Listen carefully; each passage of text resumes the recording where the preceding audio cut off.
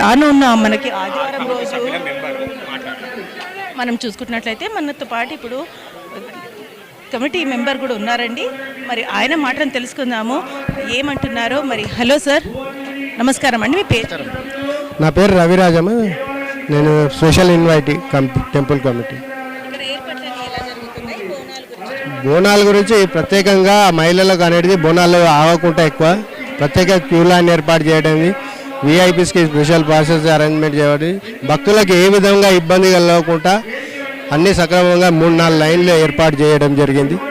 ఇంకా water supply అన్నీ supply ఉన్నదమ్మా ఇక్కడ. ఇంకా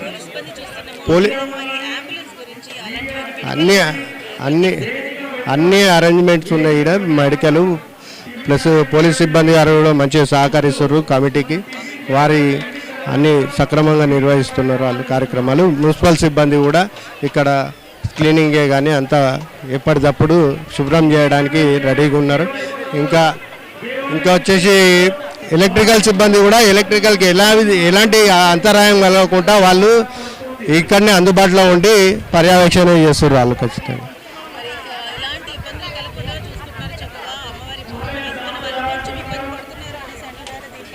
ఎక్కడ ఇబ్బంది లేదు, అంతా అమ్మవారికి అయితే బోనాలు ఎక్కడ ఆగుతలేరు. మీరు లైవ్ కెమెరా చూసుకుంటే మీకే తెలుస్తుంది.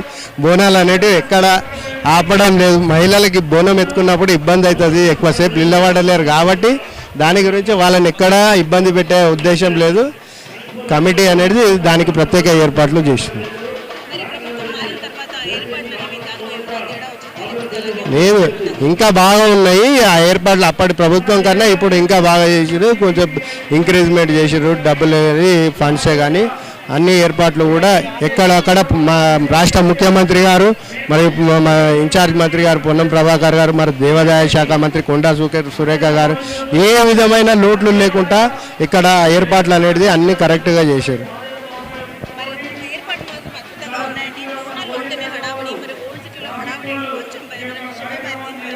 భయపడేది ఏమో అవసరం ఉందంటే ఎక్కడ లక్షలాది మంది జనాలు ఇక్కడ వస్తారు. వాళ్ళకి ఏ విధమైన భద్రత ఖచ్చితంగా పోలీస్ శాఖ వారు అన్ని విధాలుగా వాళ్ళకు సహకరించి భద్రత కూడా కల్పిస్తారు. వాళ్ళకి భయపడే అవసరం లేదు ఇక్కడ.